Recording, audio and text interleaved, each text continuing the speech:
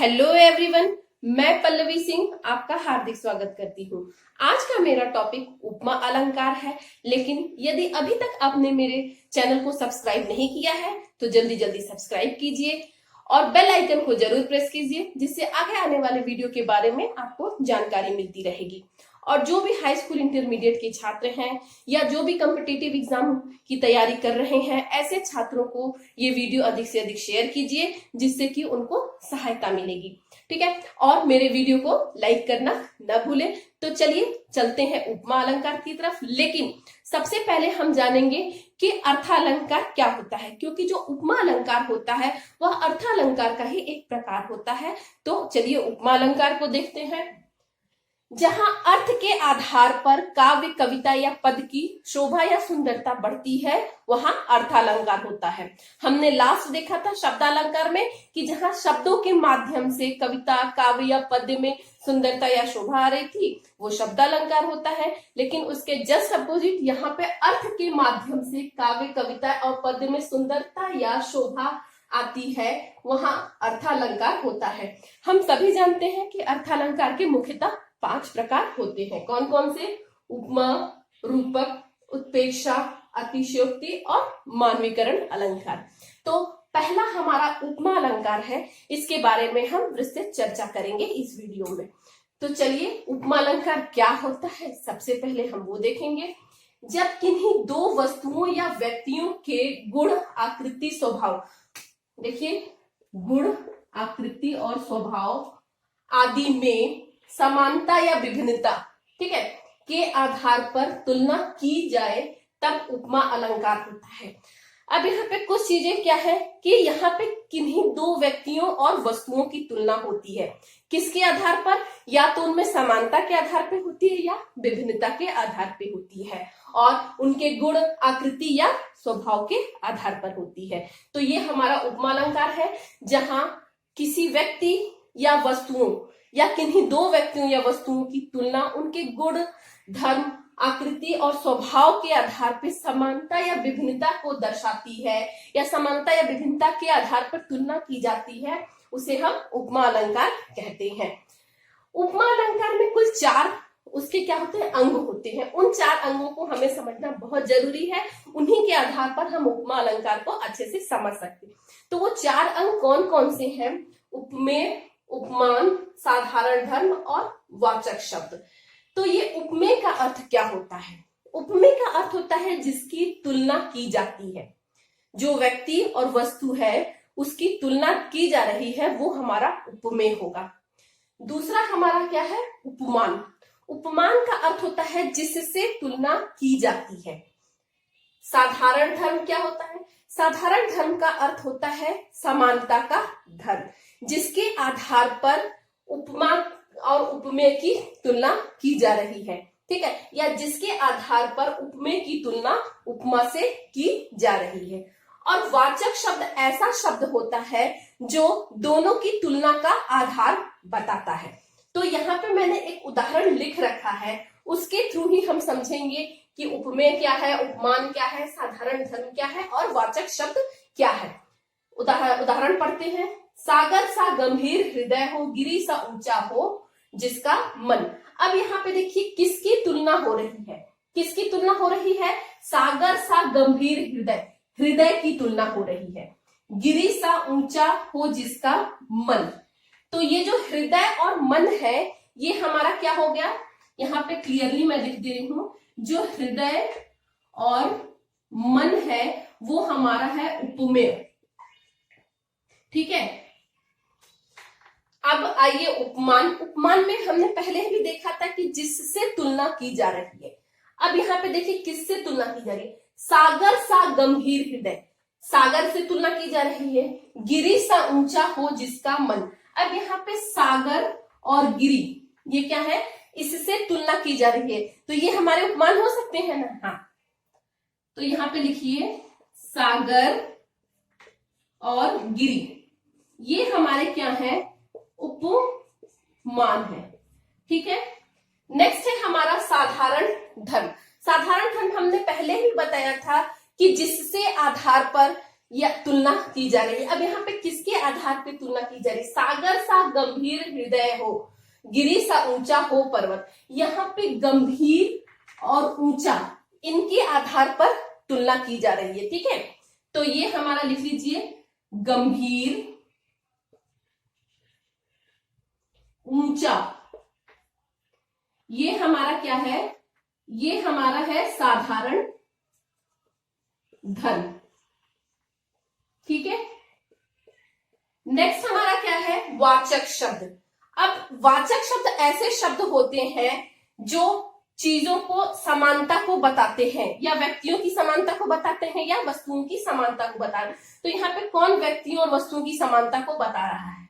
हमारा सा शब्द जो है वो व्यक्तियों या वस्तुओं की समानता को बताता है। तो यहाँ पे लिखेंगे सा और यहाँ पे लिखेंगे वाचक शब्द।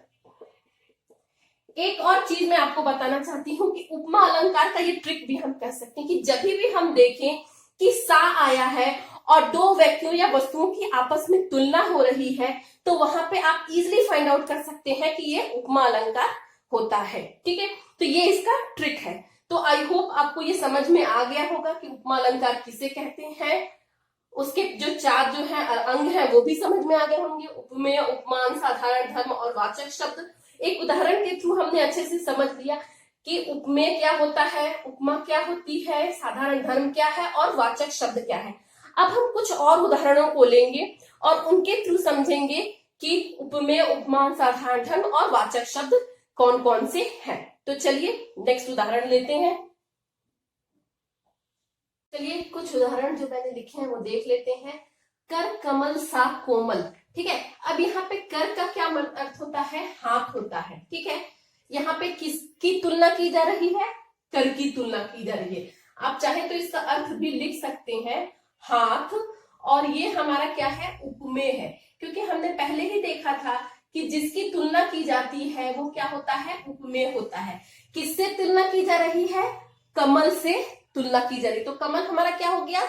उपमान हो गया। लिख लीजिए आप भी मेरे साथ साथ, कमल, उपमान। सा हमारा क्या है? ये क्या है? वाचक शब्द है, क्योंकि मैंने पहले ही बोला था कि जो शब्दों में समानता को बताता है वही वाचक शब्द होता है। और कोमल हमारा क्या है? साधारण धर्म है, क्योंकि इसके आधार पर ही समानता दिख रही है। तो आप लिख सकते हैं साधारण धर्म। तो हमें ये चारों चीजें यहाँ पे मिल रही हैं, इसलिए ये हमारा क्या है? उपमा अलंकार का उदाहरण हो गया। क्या? कर कमल सा कोमल मीन्स यहाँ पे जो हाथ है वो किसके तरह कोमल बताए गए हैं? कमल के फूल के जैसे कोमल बताए गए हैं। दूसरा देखते हैं, नील गगन सा शांत हृदय था रो रहा। अब यहाँ पे किसकी तुलना हो रही है? हृदय की तुलना हो रही है। किससे? नीले गगन से हो रही है। ठीक है, और कैसा उसको बताया जा रहा है? शांत बताया जा रहा है। तो यहाँ पे क्या हो रहा है कि जो नीला गगन है उसकी तरह जो हृदय था वो रो रहा था। तो चलिए, नील गगन क्या हो गया? हमारा उपमान हो गया, क्योंकि इससे तुलना की जा रही है। आप भी लिख लीजिए मेरे साथ साथ। हृदय जो था वो उपमेय हो गया, क्योंकि इसकी तुलना की जा रही है। शांत जो है हमारा, वो मैं शॉर्ट में लिख रही हूं यहाँ पे, साधारण धर्म। ठीक है, और सा जो है हमारा, आप जानते हैं कि ये है क्या? वाचक शब्द है। ठीक है, चलिए नेक्स्ट देखते हैं। हाय फूल सी कोमल बच्ची हुई राख की थी ढेरी। ठीक है, अब यहाँ पे किसकी तुलना की जा रही है? बच्ची की तुलना करें, तो जिसकी तुलना की जाती है उसे क्या कहते हैं? उपमेय कहते हैं। तो यहाँ पे बच्ची जो हो गई वो हमारी क्या हो गई? उपमेय। ठीक है, किससे तुलना की जा रही है? किससे तुलना की जा रही है? फूल से की जा रही है। तो फूल हमारा क्या हो गया? उपमान हो गया। कोमल क्या हो गया हमारा? आप अच्छे से जानते हैं कि कोमल हमारा अब साधारण धर्म है। तो यहाँ पे साधारण धर्म लिख लीजिए down side of Komal. Okay, C कहा क्या है? यहाँ पे सी जो है हमारा ये वाचक शब्द है। ठीक है, ये सभी हमारे वाचक शब्द है और हम कह सकते हैं कि ये एक तरह का ट्रिक है उपमा अलंकार को पहचानने का, कि इनके आधार पे हम उपमा अलंकार को जल्दी से जल्दी पहचान सकते हैं। नेक्स्ट चलिए, मुख चंद्रमा सा सुंदर।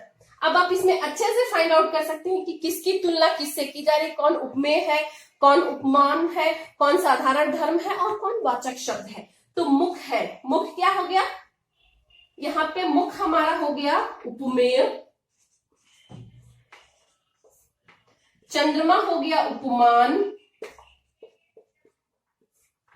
सा है वाचक शब्द और सुंदर हमारा क्या है, साधारण धर्म। ठीक है, नेक्स्ट देखते हैं, पीपल पात सरिसमन डोला। अब यहाँ पे जो पीपल के पत्ते की तरह किसको बोल रहे हैं, मन की तरह, कि जो मन है वो पीपल के पत्ते की तरह डोल रहा है, मीन्स हिल रहा है। तो यहाँ पे पीपर पात सरिसमन डोला, इसमें मन हमारा क्या हो गया, उपमेय हो गया, क्योंकि इसकी तुलना पीपल के पत्ते से की जा रही है। और पीपल का पत्ता क्या हो गया हमारा, उपमान हो गया। सरिस क्या है, सरिस हमारा है वाचक शब्द। ठीक है, सरिस हमारा क्या है, सरिस हमारा है वाचक शब्द। और डोला हमारा क्या है, डोला हमारा है साधारण धर्म। तो यहाँ पे हम लिख दे रहे हैं क्लियरली कि डोला हमारा साधारण धर्म है। तो आई होप उपमा अलंकार आपको अच्छे से समझ में आ गया होगा। यदि आपको उपमा अलंकार से संबंधित कोई भी डाउट है तो कमेंट बॉक्स में लिखना ना भूलें। मैं अधिक से अधिक आपके डाउट को सुलझाने का प्रयास करूंगी। ठीक है, और तब तक एक नेक्स्ट वीडियो में आपसे फिर से मुलाकात होगी। तब तक के लिए धन्यवाद।